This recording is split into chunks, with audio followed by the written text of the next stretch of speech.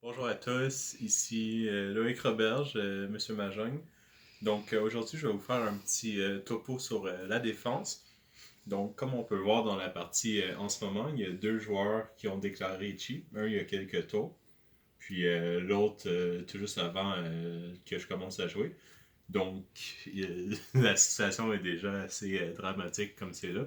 Si on regarde ma main ici, c'est une main qui va pas forcément très loin pour l'instant. Bon, il y a quand même quelques groupes qui sont plus ou moins complétés.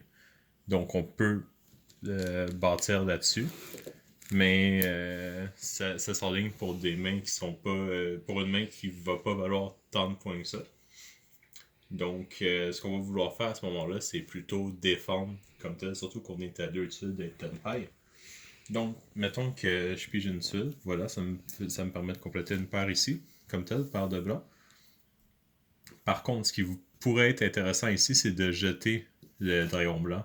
Comme on peut voir, le joueur qui a fait Richie à ma gauche a déjà jeté le dragon blanc.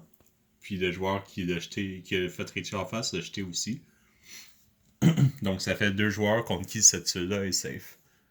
Donc c'est probablement un des meilleurs moves à faire, c'est de jeter ce genre de tuile-là. À savoir aussi, euh, cette tuile-là, ça s'appelle une Genbutsu.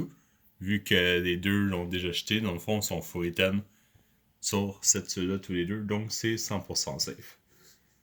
Faut faire attention toutefois. Comme là, dans ce cas-ci, avec le dragon blanc, ça marchait. Je peux avoir des cas comme ça ici, où j'ai pas forcément une tuile safe comme telle. La seule tuile que j'ai de safe, bon, enfin, les seules tuiles que j'ai de safe contre les joueurs à ma gauche, c'est ces deux-là. C'est des tuiles qui vont former des groupes déjà dans ma main. Donc, c'est possible qu'on veuille, je vais peut-être juste te montrer comme ça, c'est possible qu'on veuille enlever ces tuiles-là, même si ça nous fait reculer notre main, dans le but de rester safe. Faut toujours porter attention au fait qu'il y ait deux Richie comme tel. Là, le genre de tuile qui pourrait être intéressant à acheter, étant donné que le sud n'a pas été jeté, on va peut-être le garder pour le tour d'Ipatsu. Mais ces deux tuiles-là ici, le 6 et le 3, pourraient être intéressantes à acheter. Pourquoi? Parce que le joueur à ma gauche a acheté un 6, le joueur en face a acheté un 3. Le 3 et le 6, c'est deux attentes qui peuvent marcher sur une combinaison de 4-5. Donc, une fourchette, là, comme tel, un Realman.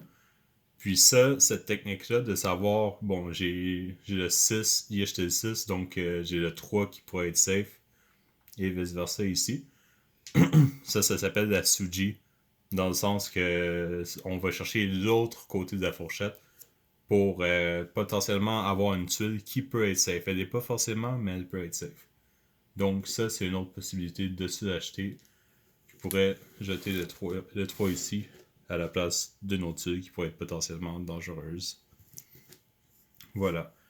C'est important par contre de faire attention. Il y a des cas où c'est pas forcément vrai. Mettons que le joueur qui était Tempai ici avait ça comme attente. Avoir jeté le 6 comme ça pour faire son Richie. Il aurait attendu sur le 3 comme tel. Donc, dans des situations comme ça, le Suji s'applique pas forcément. Puis ça, c'est quelque chose qui devient plus apparent quand c'est la tuile qui vient juste d'être jetée avant le Richie. Donc, ça peut faire une différence à ce moment-là. Ici, il a jeté le 7. Donc, ça s'applique peut-être pas forcément ici, mais c'est bon de garder ça à l'esprit. Voilà. Donc, c'était la petite topo défense de la journée.